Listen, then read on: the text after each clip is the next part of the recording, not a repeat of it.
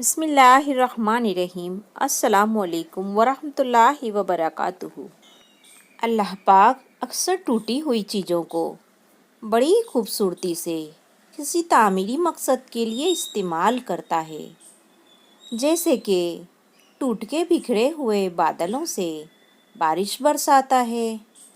زمین جب ٹوٹ کر مٹی کے ذرات میں تبدیل ہوتی ہے تو اس میں سے غلہ اگتا ہے۔ پودوں یا فصلوں سے ٹوٹ کر گری ہوئی کلموں کو یا شاخوں سے نیا پودا یا نئی فصل اگتی ہے۔